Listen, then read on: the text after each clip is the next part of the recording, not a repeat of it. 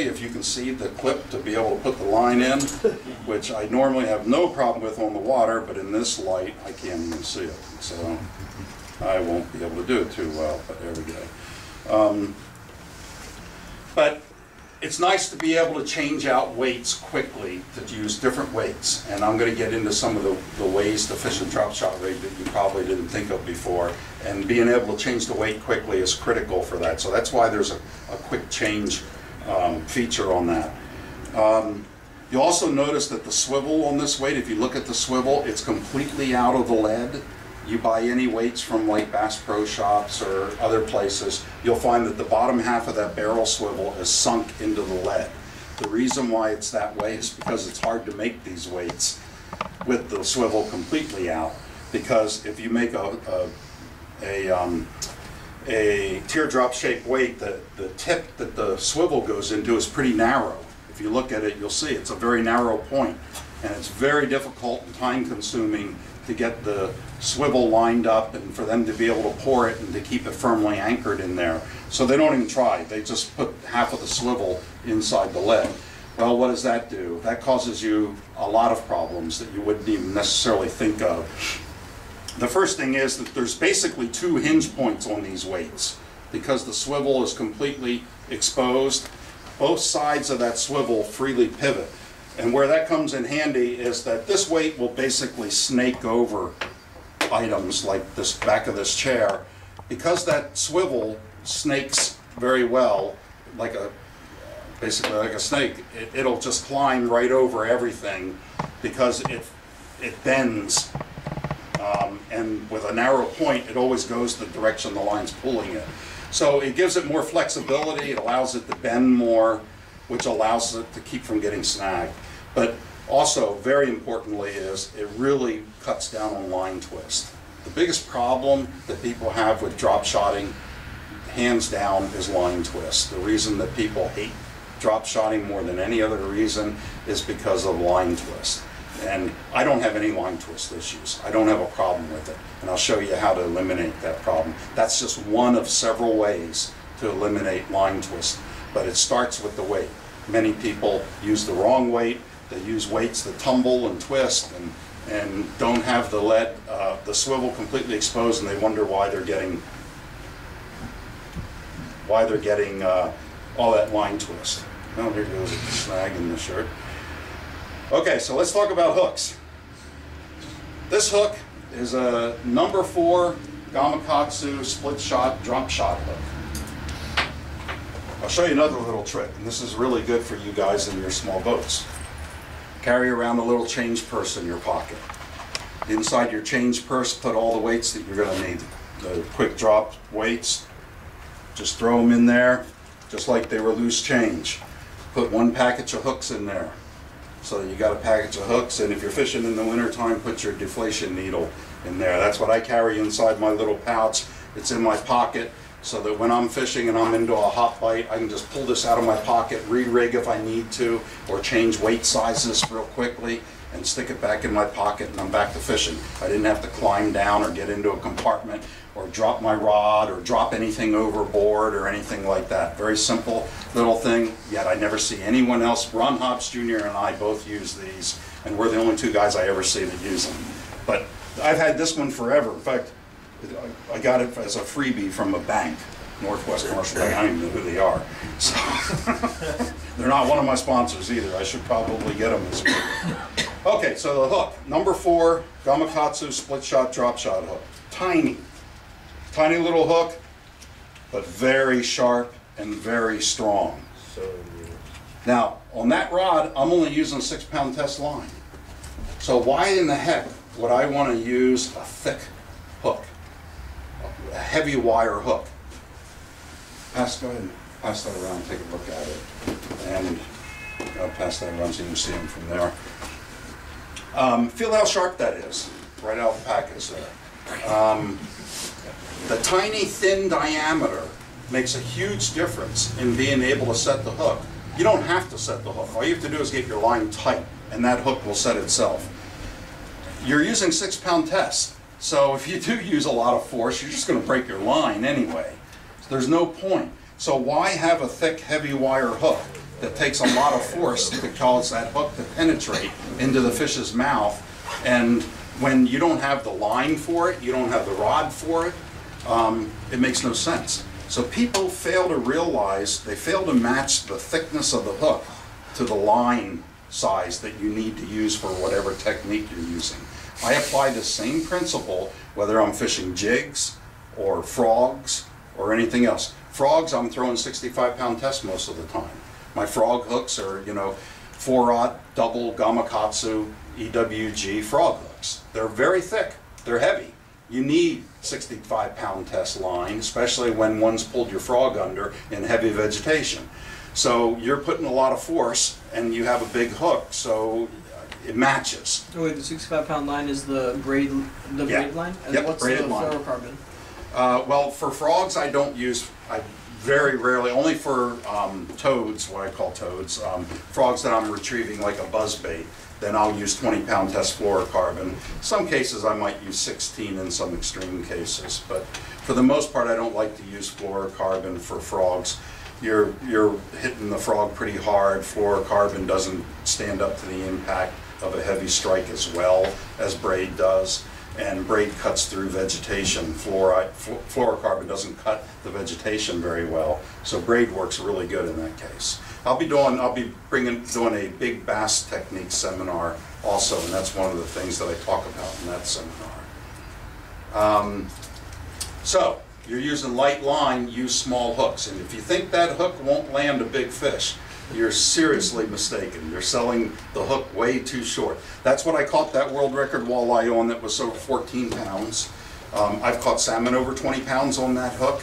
The line will break long before that hook. And if you're thinking, the problem us bass fishermen have is, especially us old school guys, is we were taught a long time ago, always use the biggest hook you can get away with. Well, that was when we had lousy quality hooks. Nowadays, that's not the case. You want to use the hook that gets the job done, that will get set into the fish's mouth and stick and stay there. And when the fish jumps or makes a dive and a run, you want that hook to stay put. If a bass comes rocketing out of the water, jumping and shaking its head, you don't want a great big hook, because that hook is going to swing back and forth and it's easier to fall out of the hole that it made going into the fish. A small hook that the whole hook is resting against the flesh or the tissue or the bone, it's much harder for them to dislodge that hook. And I learned this lesson in a tournament in the Columbia River. I was fishing way up in the Willamette River, and I hooked a big smallmouth bass. It was close to 5 pounds. I was drop shotting, got the fish just about that wall away from me in the boat. It had come up towards the surface, and it was swimming sideways to the boat, and my partner's getting the net ready, and I'm holding it out there and trying to keep my line tight, and all of a sudden the fish just opened up its mouth and my hook came back to me. I didn't put too much pressure, didn't put too little pressure. It had never penetrated. And let me back up. The first fish I actually caught, and then I retied my hook because I wanted to make sure that my line was damaged. The big fish had swallowed it completely, and that fish was just about 5 pounds. I landed that fish. The second one did what I just described, and I lost it. The third fish did the same thing as the second fish. Came up, went sideways to me, opened its mouth, my hook was gone. Now I'm really frustrated. I've had 3 opportunities to put 15 pounds of fish into the boat in 3 casts, and I only got 1 fish in the boat. And I'm so anal and so worried about, thinking about what did I do wrong. There had to be a reason that it happened, and happened twice. And it took me probably half an hour at least before I decided to try something different, and I really didn't understand what happened until months later, and I figured out what happened. Since the only thing that I changed was, since I caught that first fish and it was a big one, I decided I better put a bigger hook on. I'm using that tiny number 4. This was early in the days that I started using these hooks. So I went up 1 size to a number 2. And that was the only difference. I had the same leader length, the same worm, the same spot, everything. The only difference between the first fish that I landed and the next 2 that I lost was I had changed hook sides from a number 4 to a number 2. And I couldn't figure out why that made a difference, but I changed back to a number 4. I'm not an idiot, complete idiot. So I went back to what worked, and I landed 3 more fish. I won the tournament easily. No one even came close. I think I won like 10 pounds easily that day. And I caught every one of those big fish on that tiny number 4 hook. And I've been using it. That was probably 18 years ago now, and I've won a lot of tournaments, including boats, on that number 4 hook, that very hook with 6-pound test line. So does anyone know what was happening? Can anyone venture a guess what the difference was? Why the bigger hook didn't work as well? I have a theory, maybe because we use the same hook to the point where I don't even have confidence in anything else. I won't use a bigger profile bait drop shotting because I want to use that smaller hook. And I think, my theory is, I think that hook slides to its mouth better and catches it more out towards the lip. Yeah. Instead of catching it back further in the lip or even back in the crunchers, it'll slide. Even better yet. And what was happening with those fish were sitting in the current. It was August, it was an August tournament, hot weather. They were in the deepest part of the Willamette River where the most current was going through. And they were just sitting in one spot. They really weren't interested in feeding. I basically got those fish to bite just because they were more curious than anything else, and probably aggravated that this worm was coming down the current right in their spot where they were holding and was harassing them. What they were doing was they were sitting perfectly still. As that worm came down, they'd open their mouth and clamp down on it. And then they'd let go and let it go if I didn't set the hook. Well, I was setting the hook. The problem was they were never taking it into their mouth. They were just biting it with their tooth patches. Smallmouth bass, if you look at the tip of their mouth, because they root out crawfish and crush crawfish, they can do that with the tip of their mouths. And so they have bone patches on the front tip of the upper jaw and the lower jaw. And they were basically just clamping down on my worm. And with the bigger hook, I set the hook, but it wouldn't penetrate because it was hitting bone. And so when the fish came up and got beside my boat and opened up its mouth, it basically was just letting go of the worm, where it had clamped on the worm, and my worm came back. So I'm thinking, well, why in the heck did the smaller hook work? And then I realized the fish that I had caught, I was having to pull the hook out with pliers. I had to actually use needle nose pliers. I broke one of the hooks trying to get it out of the tooth patch of those fish. So what happened was, the thinner diameter of that number 4 hook was actually small enough to penetrate the tooth socket and the bone patches of those smallmouth bass.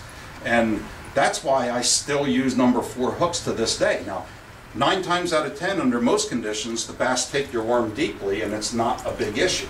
But if the hook happens to be right where those tooth patches are, that tiny, thin number 4 hook will actually penetrate right through a tooth socket and get stuck in there. And when it is, you need your pliers to pull it back out. And so that made the difference. So that's what paying attention to details does, and using the right tackle.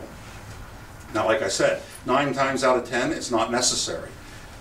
Most of the pros that you see fish for out there that are drop shotting, including Aaron Martins and other well-known drop shotters, use bigger hooks. But they don't run into that condition very often, and they probably haven't figured that out to this day. And I'll bet you that every one of them would land more fish of some of the ones that they're losing now if they used a smaller hook. There's really no need to use a bigger hook unless you're using a thicker bait. When you're drop shotting, the only time you really need to use a bigger gap hook or bigger wire hook is a bigger gap if you're fishing a thick bait, and a heavier wire if you're fishing in heavy conditions. So, another tip. Because I fish for so many different fish, I come in contact with tackle that's designed for other types of fishing. Okay, this is a fly box. Makes a great drop shot box. I bought this one at Sportco. So I can carry all my drop shot hooks in it, and carry all my different size quick drops on this side. So simple little box, great for you guys that are out in small boats and don't want to carry a ton of tackle that weighs a ton. Great way to do it. These are all my number 4 hooks down on the bottom, and then I've got some other ones that I use for different conditions. Here's one that I'll pass around that is a new hook by Gamakatsu that I use for heavy conditions. It's a much thicker hook, very sharp though, extremely sharp, but it's got a swivel and a quick clip on it, just like my quick drops do. And I love to use this hook when I'm fishing drop shot for big fish with heavy tackle, and I'll cover that a little bit more later. So I mentioned that there are. They just came out. They just came out this last year, yeah. And they'll have them. The Gamakatsu will have a booth set up. I've only got one here with me, so I can't pass another one around. I've got a bunch of different shapes that I use for different purposes. Extra wide gap short shank hooks that I use for wacky rigging, a Senko with an O-ring, and a few other things, which I don't think I'll go into too much here, but I'll talk about that and I'll demonstrate those at the Sportsman Show if you want to see more about that. But like here's one of Gamakatsu's Wicked Wacky hooks, even got some vegetation on it. That's their Wicked Wacky weedless hook. Pass that around with an O-ring. And that works real well for as a drop shot rig also, and I'll drop shot that. I'll also fish that's just tied to the end of my line with no weight, and that's one of my favorite rigs to do that too. Okay, so let's continue talking about the setup here. Probably the most difficult thing to discuss is the length of the leader between the weight and the hook. There is no right answer. There's no wrong answer. All you can do is continue to experiment and constantly experiment. This is where it's good that if you take other guys out in the boat with you, and a drop shot rig is a great rig to give beginners because they can catch fish on it easily because you don't have to explain hook setting to them. You can just tell them if you feel a bite reel and they'll do well. But when you have a boat, other people in the boat, I highly recommend using a different leader length than what the other person is using until you figure out what the fish want that day. It really makes a difference. And I have not figured out a pattern.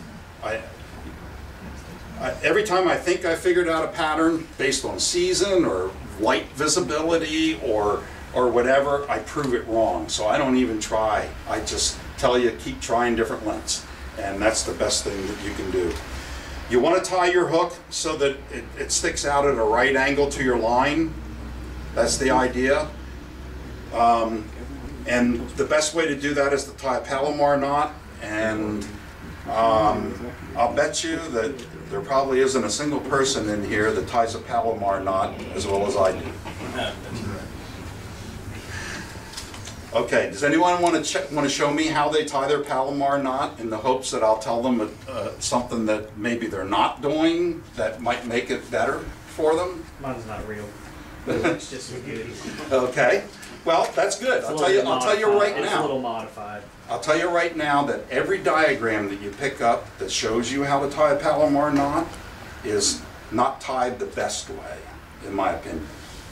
And most of the people who have fished forever tie the Palomar knot the way I tie it, which is not the way it's in the diagrams. There's one step that the diagram fails to show, and that's in bringing the loop of the knot over the top of the knot before you tighten it down.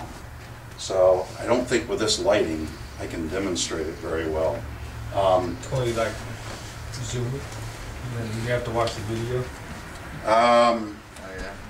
I don't even think it'll show, even with the video. I don't think we can, with this lighting. I can explain. Well, he's saying he can't do it. I don't, well, I could if I could see. Let's see. I'll show you. I'm going to go through the steps anyway, and we'll see if we can get this to work. Everybody get out their cell phones out. Okay, that'll work. That'll work. Okay, I'm going to cut this line, retie the knot, Palomar knot. I left my pliers that I usually bring at home. Okay.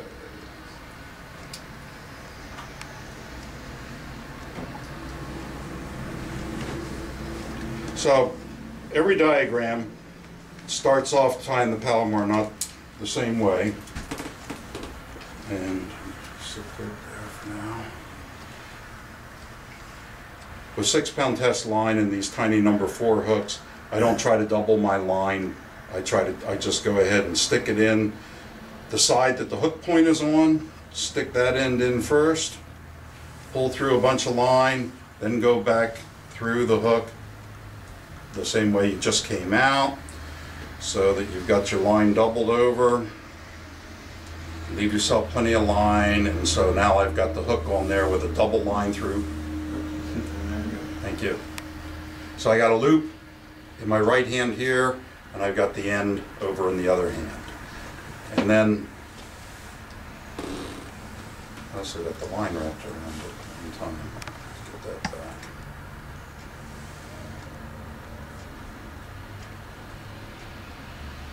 Don't try this at home. Okay, so back to, I like to keep the loop in my right hand. So we're just going to tie a simple overhand knot, just like it shows in the diagrams. Leave the large loop there. I generally reach through the loop, grab my hook, and pull the worm and hook through.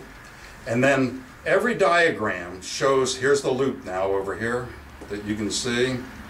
And every diagram shows you tightening it down like this, and this loop gets tightened over the top of the, against the knot. What I do is I take that loop and flip it over to the left side, like that, so that it's completely over the left side.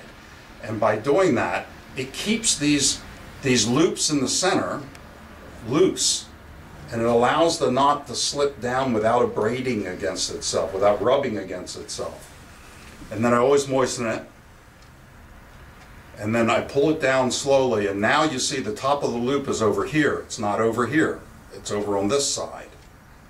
And I tighten that down, and it lets me tighten it all the way down without putting friction on that line like that. And I tighten it down, and I do it slowly in increments.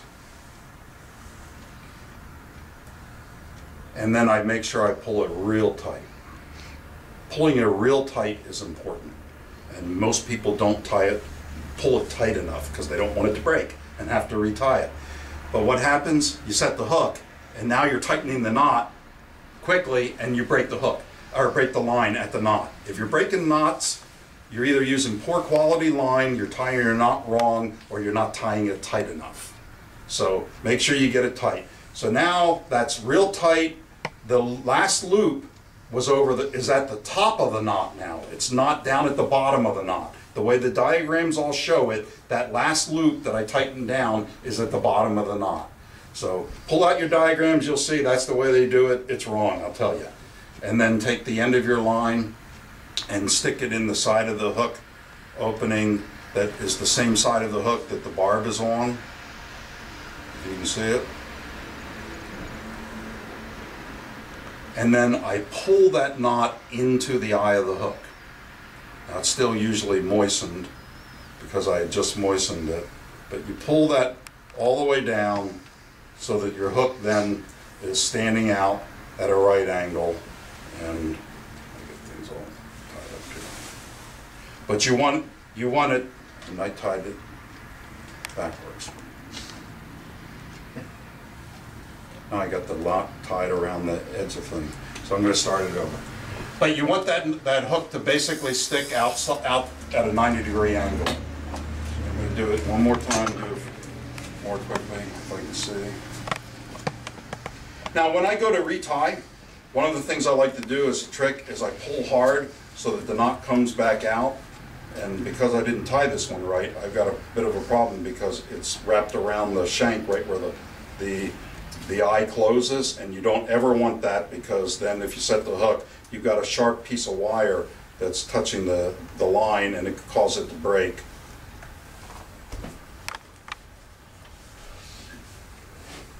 This is a robo worm, regular standard 4.5-inch robo worm. Yeah, that's what I needed to do to get the line back out of there. Okay. So again, basically,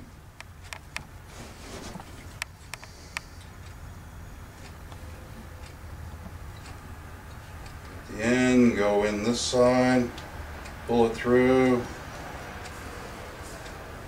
the other way. So how come, I've never seen it, but how come I never do a snell?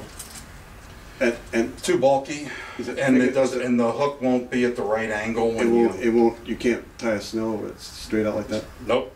Because that one sits out a little bit more angle? Yep. It just, I've tried to come up with ways to do it. I've tried to come up with all kinds of contraptions. And that always sits out at the best angle? Yeah. Okay. Yep. So that it sticks out. Tighten it one more time.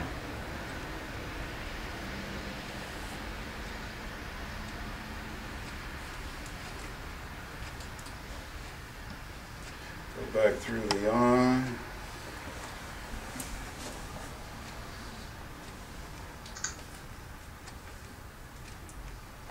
I'm not having trouble with that worm.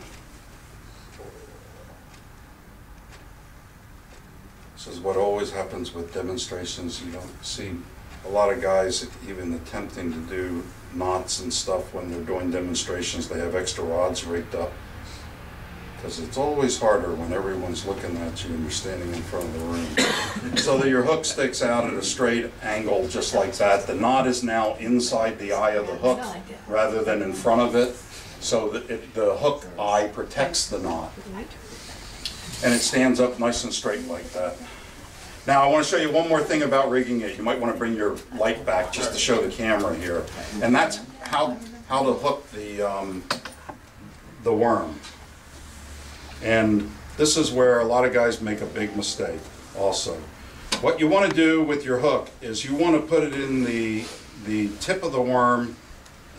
Most of the time that I drop shot, I don't need to worry about making it weedless. So the important thing to do is to take the worm and nose hook it. And you want to get it hooked perfectly straight in the center. And one of the things that you'll notice, that's all there is to hooking it. Okay, can you see it from the camera there? Okay, the important point about nose hooking this bait is to nose hook it so that the tip of the worm is lower than the tip of the point of the hook. If I were to hook this like most people do, they hook it way down there because they don't want the worm to fall off when they cast. So they put it in the thick part of the worm like that. Well, that'll work for attracting fish, but it actually causes a lot more line twist for one thing, and I'll show you why in a second.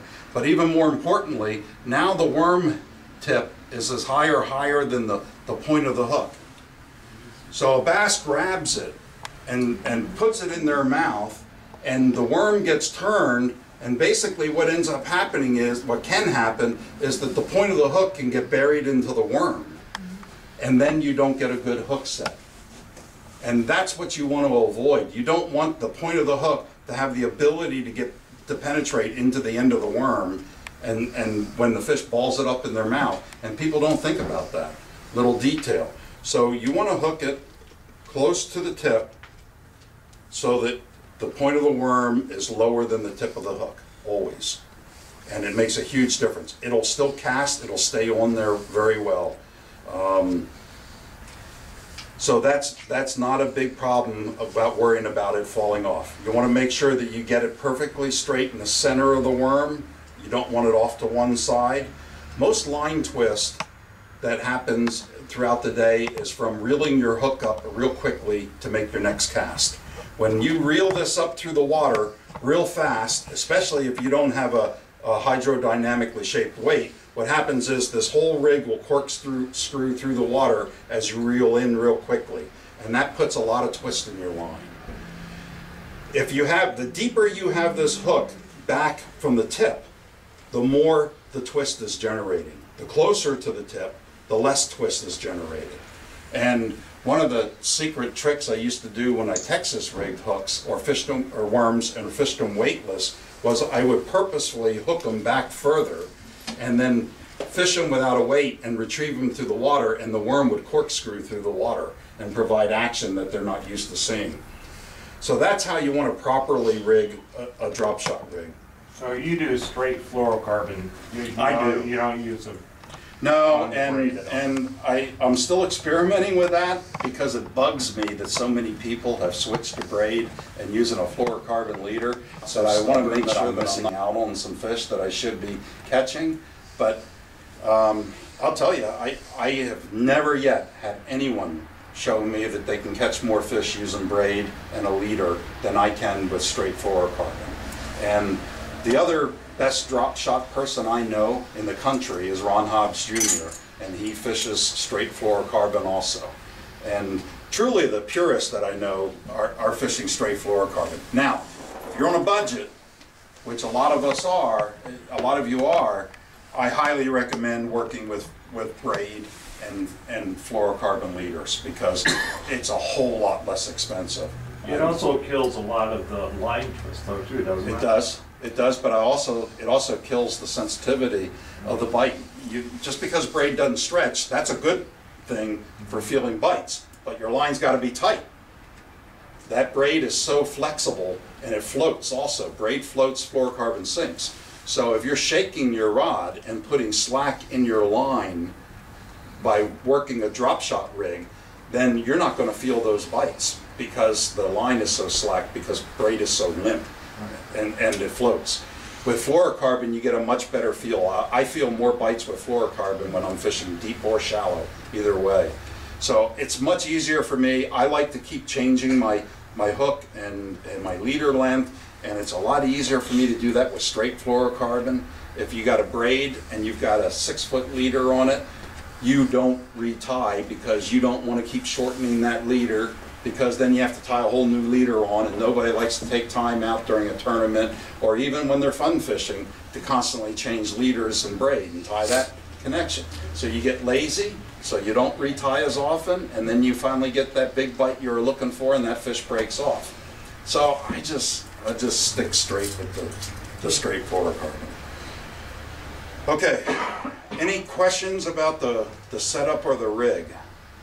Just one question on the hook. So I admitted I had never fished a drop shot for bass. So for Christmas, my Cabela's wish list was a bunch of drop shot gear. I got KVD Dream Shot, but this hook package that I got came with 2 types of hooks and a sinker. The hooks were kind of these standoff hooks from the line, where the sinker line goes through the eye of the hook. What are your thoughts on those? I think it's a gimmick. Okay. I don't want, I mean, go back to what I started the meeting off about, talking about one of the things that you guys are learning that others aren't, or your stealthy approach. Okay, how hard is it to see that hook and think that it looks out of place with the natural environment compared to one of those standoff hooks that is bulky? And now there's no question about it, there are times fish could care less about that hook. They don't know it's a hook. They'll eat it even with a great big hook. In fact, you see a lot of the guys in Bassmasters fishing with full-size EWG hooks on drop shot rigs, and it works, and they catch fish. Okay, I might do that too if I'm catching 6-pound largemouths and heavy tackle, but there's still better hook designs, and there's so many hook designs out there now. Gamakatsu has probably, I don't want to exaggerate, but I would say there's at least 20 different models that I've used in different drop shotting applications, just drop shotting. I've got all different kinds in this box that are just unbelievable. I mean, and some that I will, if I'm fishing around, I will go ahead and pass this around and let you take a look at this. Some, like these light wire rebarb hooks, they're sold by RoboWorm, but they're actually Gamakatsu hooks, light wire that I'll rig Texas rig. They've got heat shrink tubing on them. I use a lot more styles of hooks for drop shotting in different situations than what I've got in there. And oh, by the way, the red hooks that you see in there, I'm not, I don't have a preference for red hooks.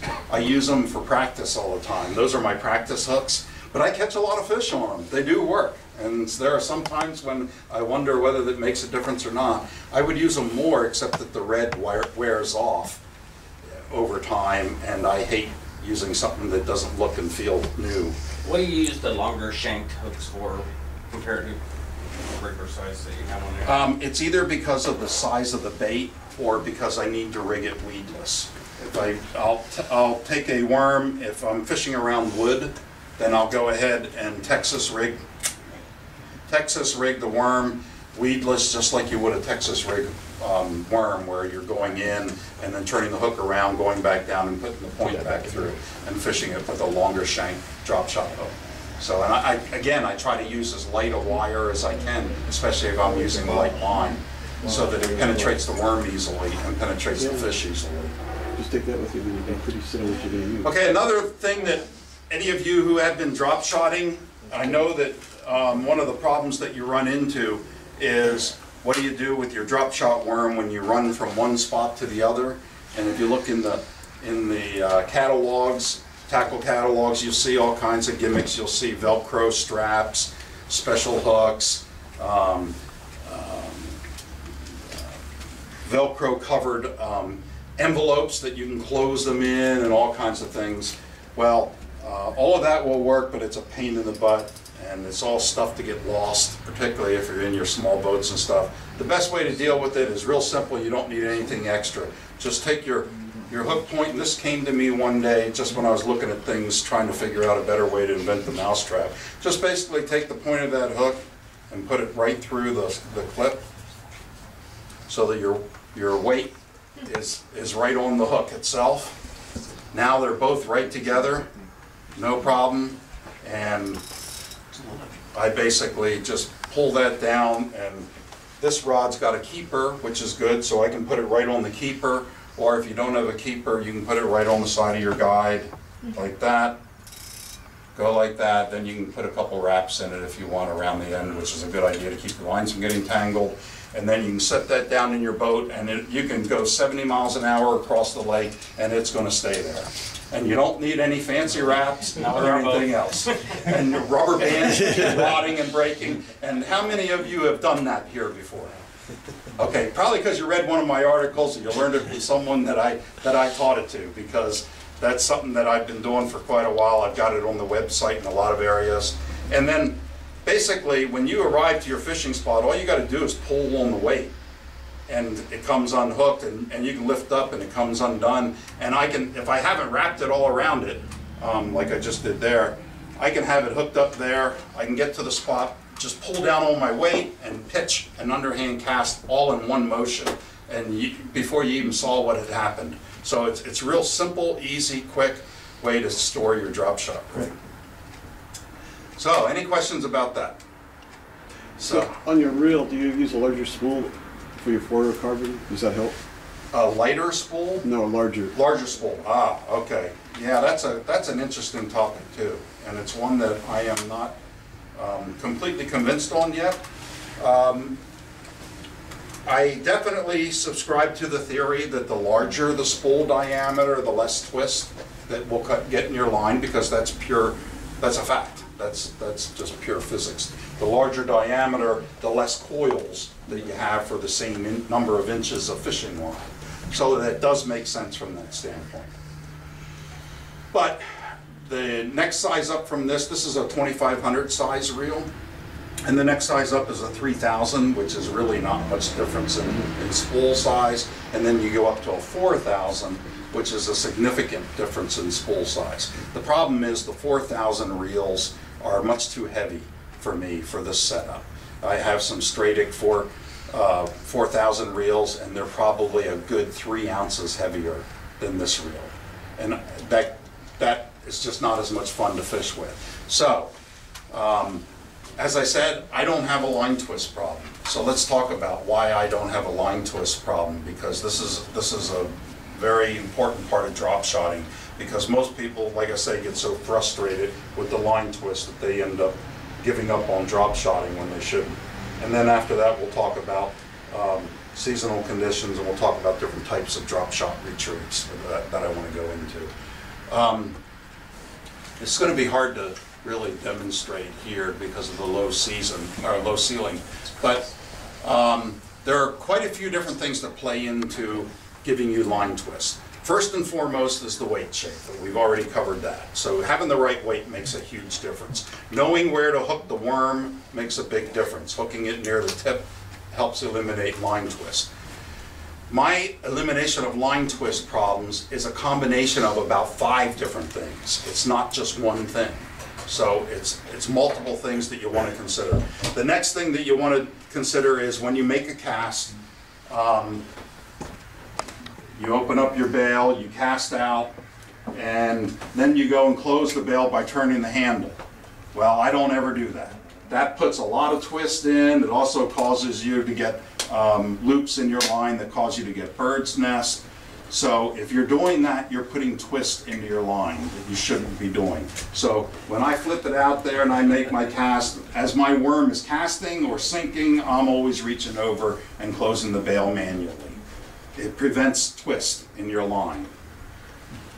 The next thing is that when you're hooked up and you've got a loose drag and a fish is pulling, I was hoping it'd stay stuck there. Hold on to the weight there if you would for me. And you've got a loose drag and you're trying to fight that fish and you're reeling like this. What are you doing? You're twisting your line like mad. Every time you turn the, when that drag's slipping and that bail is going around, all you're doing is putting twist in your line and you're not gaining an inch of line. So if you can hear that drag and you're turning that handle, you can't come through now. You're stuck. You're putting a ton of twist in there. And it's just amazing. People that are good fishermen who rely on their drag to keep from breaking their line hurt themselves because they put so much twist in there. I've seen pros do this on a regular basis on TV, and it just amazes me that they haven't thought this through. So, the other thing that you want to do, then, is, well, how are you going to fight the fish and not cause that line to slip? And this thing is one of the biggest reasons that you can eliminate line twist, and that's to use the back reeling technique. How many of you back reel? Well, that's what you all need to watch what he does, learn what he does, because he'll kick your butt. He'll land 8-pound bass on 6-pound test line while you guys are breaking off 4-pound bass on 8-pound test line. And hold it, if you would, hold it again. When you fight a bass, and this is one of the things that just absolutely amazes me, there's very little written about it in magazines. I'm guilty of that myself. I didn't mention, I write for quite a few different magazines. I have for quite a few years. So if you Google search my name, the way it's spelled, you'll come up with tons of articles that I've written for all kinds of magazines. And I've got an article in westernbass.com right now, a big one about, I got 2 articles in the current issue. One about keeping your tournament fish alive and tricks to keep them alive, and it's a 3-part story. It's on part 2 this time, and then there's another one in there about fishing the Columbia River in this current issue that just came out a couple days ago. But I write for Bass Angler Guide magazine. I've written for most all of the different magazines over the years. But this is one thing that I haven't written too much about. I've written articles about it, but it's hard to really teach people. And I do this at the Western Washington Scallop Show and the Portland Show. I teach this also. When you're fighting a bass, particularly with light line, the best way to tire that fish out is to let the rod and the line tire the fish, okay? And you can't fight them like you fight other fish. If you study the people who hold IGFA line records for 2-pound tests, 4-pound tests, 6-pound tests, all the light line categories, you'll be amazed at how big a fish they can catch on such light line. And their biggest reason is because of being able to back reel. One of the things I don't like about the newer Stradix is that the anti-reverse is pretty well hidden so that you don't accidentally hit it, but it makes it difficult to find if you're not familiar with that reel when you're fighting a fish. But what I like to do is I set my drag loose, but I set it firmly enough so that if a fish bites, I set the hook until I hear the drag slip. And so I've set the tension on my drag for my hook setting purpose, not for my fighting purpose, okay? I want the drag to slip, I want to pull and I want to pull back and sweep my rod until I hear this clicking, because then I know I've put the amount of pressure into that fish that I want to put to get the hook seated properly. And I don't want to put too much. So when it slips, I know I've put the right amount of pressure in. From that point on, after I've hooked that fish and I've got my line tight and I've got my rod bent, can you hold that pretty firmly? Because I'm going to pull up on the rod. Okay. I want my rod bent like this, at this kind of an angle. I want a deep bend. I don't want all the bend at the upper 6 inches. I want a deep bend in my rod, and I want that bend to fight and tire the fish out. And I want that bend to cushion my line so that a sudden surge by that fish won't cause my line to snap. I'm not fighting the fish with my drag anymore. I'm reaching over and I'm undoing my anti-reverse. And as that fish swims away from me or dives, I'm reeling backwards. And when it's coming towards me, I reel back down. When it's diving, I'm reeling backwards. Now my rod will be in one place.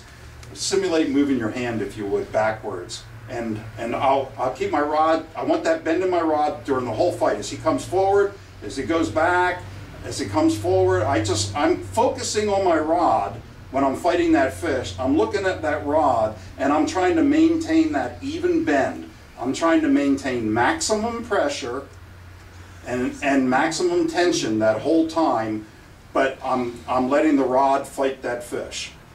And you'd be amazed. It's not complicated. It's not rocket science. You're all afraid. Oh, well, I'm going to let go of the handle and it's going to spin backwards and I'm going to get a big tangle mess. That's what you're all thinking, and that's natural.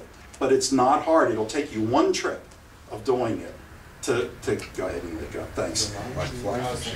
It is. It's like fly fishing. That's why it's good to learn how to do other types of fishing. That's how we catch big trout on number 22 midge flies with half-pound tippets. It's the same thing, exactly. And all that I'm doing there is adapting that technique to bass fishing. So it makes it very easy to fight big fish with light line and not break them off. And it eliminates line twist. Instead of pulling drag out, that's putting twist in your line, because you got a spool that's turning one direction, and you've got the line coming off at a right angle. You're basically unwrapping the line from the spool the same direction you wrapped it on.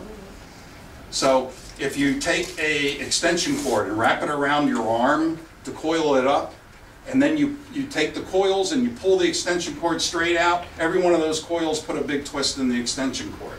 But if you unwrap it the same way you wrapped it on the spool, you don't end up with any twist in the extension cord. Same principle, same thing. So, between back reeling, between using the right hook and the right weight and hooking the worm properly, and using the right reel, size reel, setting your drag right, all of those things together will eliminate your problem with line twist. If you're getting line twist, evaluate all of those factors and figure out which one you're not doing right. And eventually, it's still possible to get twist, and you will get some twist, but if you're fishing a drop shot on a regular basis, particularly if you're fishing in deep water, the occasional time you do get snagged up where the hook catches into a piece of wood and you can't get it free, 9 times out of 10, actually more than that, probably 90 out of 100 times, when this rig gets snagged, it's because the hook snagged onto something, not the weight. And so when you break your line, any twist that you did have will come out when you're reeling your empty line back to the reel. So just practicing those things will make it a lot better. You won't have to worry about the line twist issues. What's your opinion on using a step down spool, so like a 1000? You can do it successfully, and if you are really into lightweight fishing, and particularly if you're going to use 4-pound test line, that's good. And I drop shot quite a bit with 4- and 5-pound test also, so don't be afraid to do that.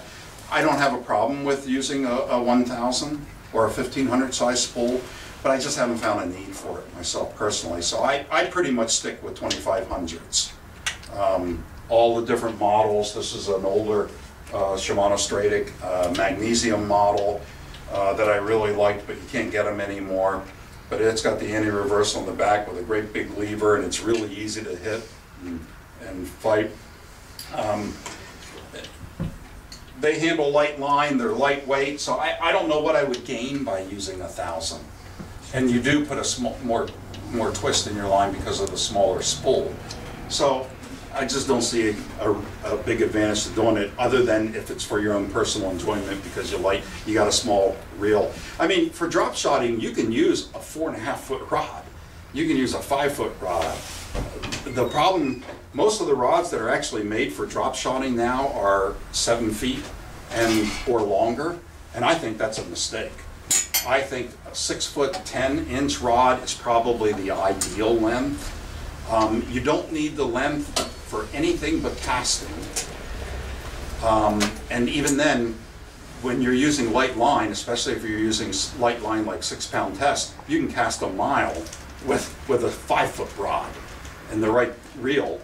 The casting distance is never an issue with me, so there's no need to have a 7-foot rod. Think about it. If you're holding that reel and you're fishing out here, and you're fishing, even if you're fishing straight below the boat, okay, and that fish is making vibrations, the further that distance is from your hand to this rod tip, the less likely you are to feel the vibrations. People don't think about this. If the rod was shorter and it was made out of the same material, all other things, taper was the same and everything else, the tip where this line is hitting this line guide, and it's hitting this line guide, and this line guide, and this line guide. The more line guides you have, actually, the more sensitive the rod, if it's designed properly, will be, because your line has more contact with more spots on the rod and the line, the fishing line.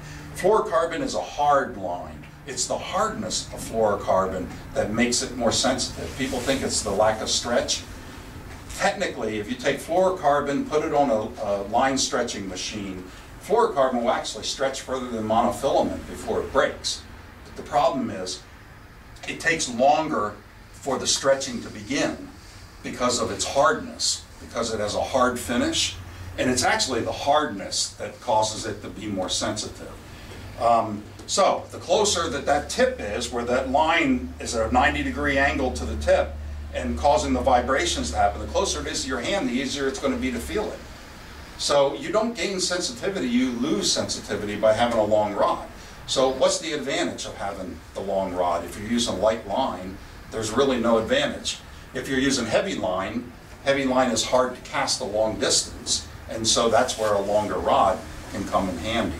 But too many of the rods now are too long because that's what people think they need, because that's what everybody else is using. Everybody comes out with a new model and it's 2 inches longer than the last model. This is a 6.5-foot rod, and I've won 2 boats on this rod. I've won a lot of money on this very rod. They don't make that anymore. And they don't make it anymore, and it's a shame. It's titanium, right? Yep, it's a titanium rod, and that's usually what always happens. The best rods and the best reels don't stay on the market long. The salmon rods were snapping at the top of the titanium shaft. Yeah, bled down that's never been a problem in any no, of the not with bass. the bass ones, but Yeah. because of the reputation, it bled down into the net. It is a shame. They're a Yeah. beautiful rod. Yeah. Okay. They still actually make the titaniums in a couple of the salmon models and a Do they couple of the still? fly rods. Yeah. Yeah. Yeah. It's a great rod, but unfortunately they came with a big price tag and nobody bought them but a few of the pros. Now people don't flinch at that damn price tag. Exactly. And now they were just too far ahead of their time. Now if they brought them back out again, they'd $5 sell. bills in, it was an expensive rod, yeah. Yeah. Let's talk quickly about baits. One of the things that, and I'll demonstrate this on the tank, but I try to mix up the baits that I use. I use a lot of different baits. And the best thing that you can do is to go through your tackle box and grab as many different baits as you can out of your tackle box and throw them into a bag and stuff them in your pocket, all mixed together. And that's what I'll do. I'll usually put 2 different bags in my pockets. I'll put one with dark worms in it, and I'll put another bag like this with light worms in it. So I'll stuff 2 of those in my pocket like that so I don't have to keep going through. And I've got all different kinds. I mix it up. and a lot of baits that you might not think as drop shot baits. I'll have some curl tail ones. I'll have some, so there's another curl tail. These are all left over from various show demonstrations. There's a regular old standard robo worm, people's worm color. But I always make it a point to mix up the type of plastics that I use when I drop shot. If I'm getting bit on whatever I'm using, I'll stick with it, fine. But if I'm not getting bit, then I always try to mix up what type of plastic I'm using. Most of the plastics on the market float. If you take a worm off, throw it into the lake, and you see it floats, okay, that's a floating worm. But if you take a Yamamoto bait and throw that in, let's see, have I got one in here? I had one on that, yeah, here's one. Here's a shad-shaped worm from Yamamoto. If you take that bait and drop it in, it's going to sink like a rock. It's so full of salt, okay? So why do you care about that? Well, think about it. When you've got that drop shot rig and you've got a floating worm, you're going to have a different action when you're vibrating or shaking the tip than you will with a worm that sinks, that's heavy and sinks. And again, I don't try to figure out exactly why, but I know it works, that there are some days when they want a worm that sinks, and there are some days when a worm that's floating does a lot better. Typically, if I were to make a generalization, a worm like this robo worm that's on here, that's a floating worm, I use that when I want maximum action out of my worm. When I shake the rod tip, this worm is going to, because it floats, it has it's less dense than the water, so it has a lot of action on it. It's really soft, it's a hand pour plastic, so it's got a lot of movement in it. Alternatively, this shad-shaped worm is so full of salt that it makes it a lot stiffer throughout the body and much heavier, and the tip is real soft though, and it has good shaking action to it. But when I shake and then I stop the rod tip, this bait is going to react entirely different than this floating bait in the water. And if you come to the Sportsman show when I work on the tank, you'll be able to see it in the aquarium, in the big tank, and you'll see the difference in the action. Sometimes this action's better, particularly in post-spawn conditions in the summertime. Throughout the summer, a lot more action works better. And in the winter time, or when the water's cold, generally a stiffer bait and a sinking bait works better than a floating bait. But I will never, if I fish one spot and I'm catching fish on this worm and then they quit biting it, I'll either change colors of this worm first to see if a color change makes a difference. If the color change doesn't make a difference, I'll switch to a worm with salt in it so that the action will be different. So that's another way to switch up what you're doing to give the fish a different look. And a lot of people don't think about that. So that's another important consideration. Okay, so let's talk about seasonal situations a little bit. I know some of you wanted to talk about when to use different techniques and situations.